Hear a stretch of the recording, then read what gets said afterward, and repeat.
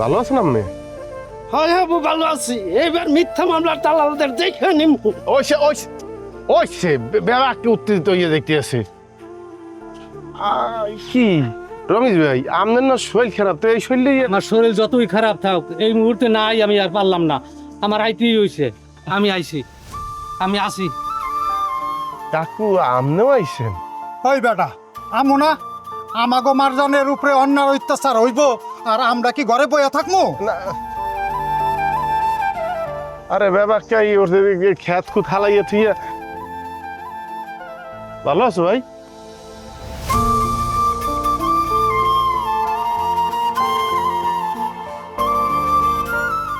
এ পরিতোষ দা, তুমি না বৌদির লই বলে ডাক্তার দ্বারা যাবা তুমি? আগে মানববন্ধন করুম, পরে তোর বদিরালে হাসপাতালে যামু।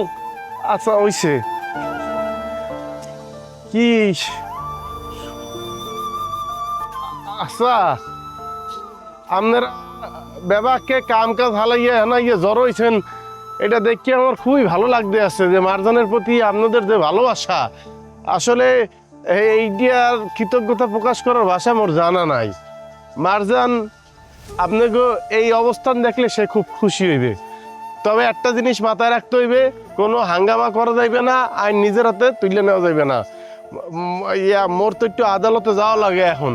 তোমরা দোয়া করিও যাতে মারজানরে আমরা নির্দোষ প্রমাণ করতে পারি, কারণ মারজানরে তোমরা ব্যাপারকে চেনো, আপনারা সবাই চেনেন, মুরব্বীরা যারা আছেন, মারজান অন্যায় করতে পারে না। আর আপনাকে এই স্বতঃস্ফূর্ত অংশগ্রহণ দেখিয়া মানে আমি আশার আলো দেখতে আসি যে অনেকের ঠিকমতো ভিডিও নাই, কিন্তু মানববন্ধন করতে আছেন এই এলাকার সবচেয়ে খারাপ মানুষগুলির বিরুদ্ধে। আপনারা জানেন যে আপনাকে জীবনের উপর হুমকি আসতে পারে, তারপরেও আপনারা প্রতিবাদী হয়ে উঠতে আছেন।